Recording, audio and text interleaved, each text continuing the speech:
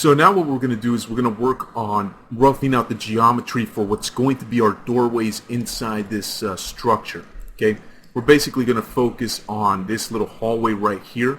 So here's what we're going to do. I'm going to select the polygon there at the back wall, and I'm going to go up here to the Graphite Modeling Tools, and under the Modify Selection little tool panel there, I'm going to go ahead and use this Grow button. When we do that, you can notice it grows the selection. If you were to keep doing that, it's just going to keep growing the selection more and more and more. So let me shrink it. Shrinking it deselects, and growing it, of course, increases the selection. So let me select that there. And let me go ahead and grow that a little bit. And I'm just going to go ahead and manually select. And let me turn on Ignore Back Facing over here, just to help me select things a little bit easier, especially in these sort of close quarter tight situations. Let me select these polygons that are around the entrance to that little hallway, and okay, I'm good. Now I'm going to go up to the visibility menu of the Graphite Modeling Tools, and I'm going to select the Hide Unselected button. And when I do that, basically the entire polygon object is hidden except for the polygons that I had selected, which is a very good thing. Okay.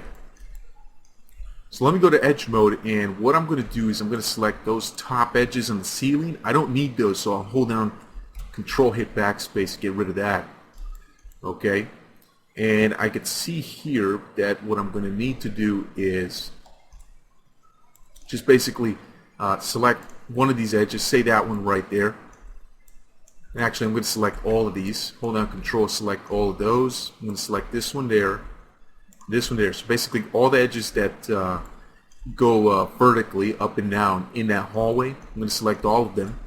And then what I'm going to do is just right click to open up the quad menu. I'm going to hit connect.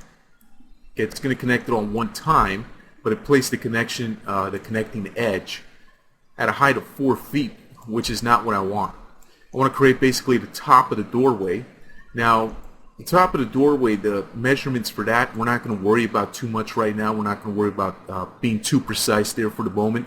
So what I'm going to do is I'm going to go into Z, and I'm just going to go ahead and put it up to about 7 feet.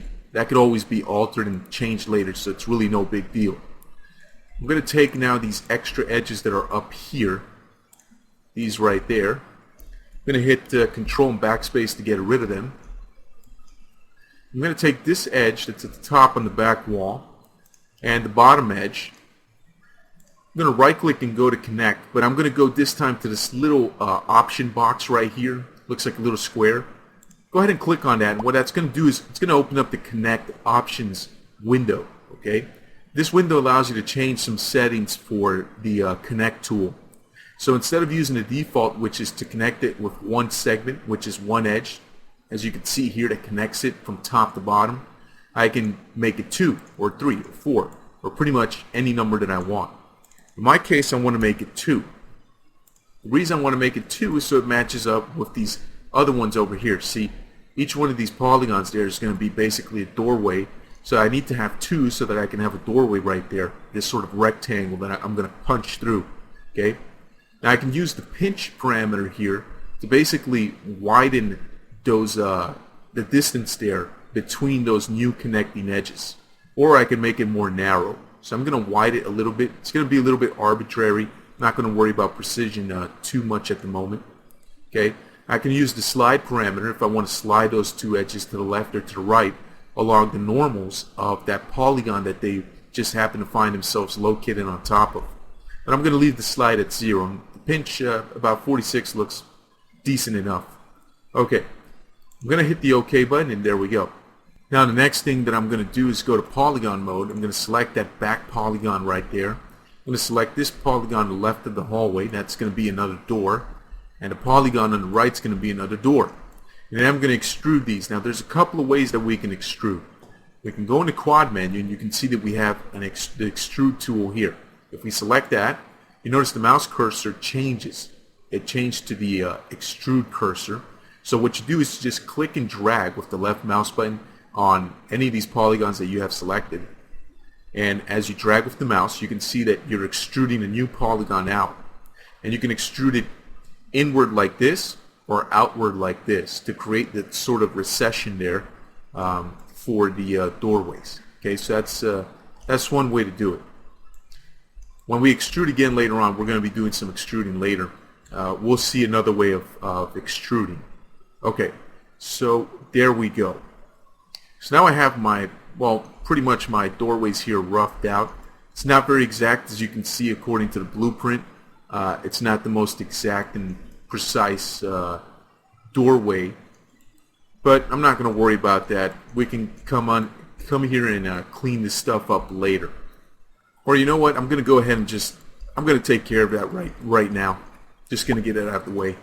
So let me select this, find out what the distance is on that. Copy the Y coordinate from the blueprint. Want to make sure that I have just this polygon selected there. Paste the Y coordinate right there. Okay. Let me take the X from the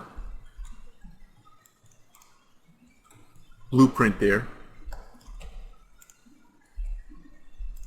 And I'm going to paste it from my polygon right there.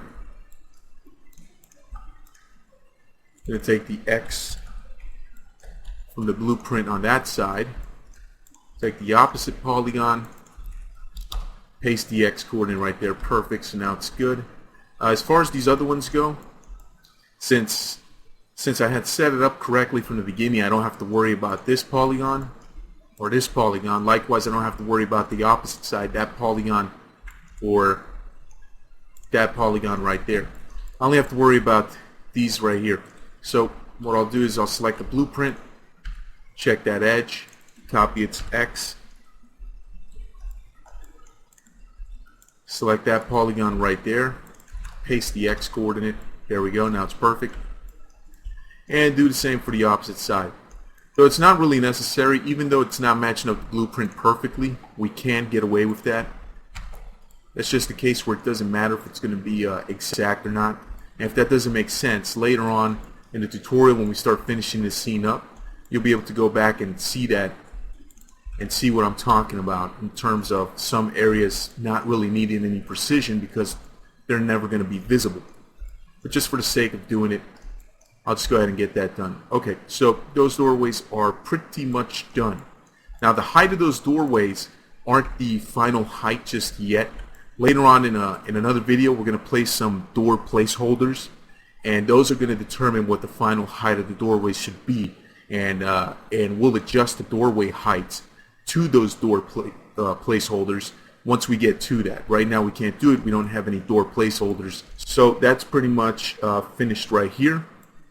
I'm not really going to do any cleanup to the topology there. I'm going to leave it alone and worry about that later. Alright, so that's going to do it for this video here. Before I end it though, let me go to polygon mode. Make sure you're in polygon mode. I'm going to go back to my visibility options. I'm going to hit unhide all. And all my polygons are back. See that? So they're back. Don't worry about it. They didn't leave permanently. Now we do have this other little hallway here that is going to have a doorway. I'm going to ignore that for now. We're going to come back to that and address that later on. We're not going to worry about that for the moment. In the next video, we're going to move up to the second floor and rough out the geometry for the second floor doorways. And that's going to go along a little bit quicker. Now that you saw the workflow for the first floor hallways or doorways, we'll be able to use the same technique for the second floor. So I'll see you in the next video.